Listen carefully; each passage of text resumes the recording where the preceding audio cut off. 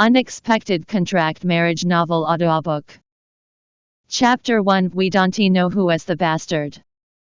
There was a heavy thunderstorm. Madam Shu. Please. I beg you. Let me see Jinye. Muzi continued to slap the car window shouting. Please. Jinye and I are truly in love. He wouldn't leave without saying anything. Muzi had been standing there for a while and was soaked to the bone before the car window finally rolled down. A woman frowned at Muzi from the inside of the car saying, Jinye has left for the United States. Stop bothering us. That is not possible. Muzi looked at the woman in disbelief. Her brows scrunched together. How Jinye would never leave me here alone. But no matter how long she waited, Madame Shu did not give her the answer she wanted. She forced herself to be calm and forced a smile. If that is the case, Madame Shu, could you please tell me Jinye's address in America? I'll go look for him. She had to find him. She had to tell him something important. Don't you get it? Jinye doesn't want to see you. That's why he left. Stop wasting your time. Finishing what she had to say, the woman rolled up her window and promptly ordered her chauffeur to start the car. Muzi could not comprehend what she had been told as she watched as the car slowly started to drive away. Where had Jinye and her gone wrong? Why did he not tell her that he was leaving? They had promised each other. They had been together for 4 years and she had finally given herself wholly to him last month. They had promised to go abroad and work together to persuade his mother to accept her. How could this? Muzi thought for a while before wiping her face and gave chase to the car. The car stopped because she had suddenly run towards it. The window rolled down again, and the Madame Shu looked at her coolly. This time, however, her tone was more impatient. Leave. Stop bothering my Jinye.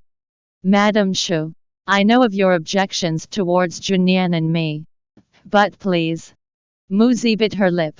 Her eyes filled with tears. She hesitated before finally decided to tell Madame Shu. Please. On the behalf of Jinye's child I am carrying. Let me see him. Child? Madame Shu sneered. How could you carry Jinye's child if he has never touched you? It was on the night of your birthday when you invited me to Tongqin Hotel. Even though it was difficult to admit out loud, Muzi managed to do it, albeit through gritted teeth. That night was Shu Chongshu's birthday. She had gone ahead of Jinye as something had come up in his school. Prior to that, Shu Chongshu treated her coldly and barely acknowledged her. That night, however, she was nothing but warm and hospitable towards her. Under her encouragement, Muzi drank far more than she should have. After that, Shu Chongshu arranged a room for her, and Jinye arrived later on. The rest was history. She had thought that this would be a turning point for her and Jinye. Shu Chongshu would also slowly start to accept her. But she never thought that. Soon after that night, Shu Chongshu cancelled her research project in school and then separated Jinye and her. That night, she scoffed. That night, you were so drunk. Who knows who the father of that bastard of yours is?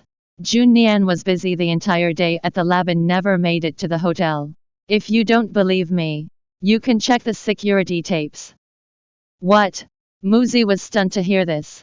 When she wanted to question her further, Shu Chongshu had already left. She collapsed on the floor while the rain washed all her tears away. The next day when Muzi woke up at the hospital, she received news from the school that her previous experimental project was found to have falsified data.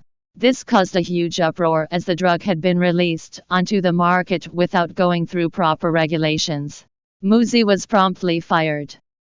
Muzi rushed to the school to rectify this misunderstanding only to remember that all her research data had gone through Shu Chongshu before submission. She had no evidence. If this news spread, she had no hope of a future in new drug research. She had no future in this industry. It has done everything she had was in ruins. Muzi staggered onto the streets when a car came flying at her. There has been an accident. Muzi could not tell who was screaming. only that she was hurting all over. Welcome to download the Bravonovel App. Read the novel Unexpected Contract Marriage online and get the latest updates.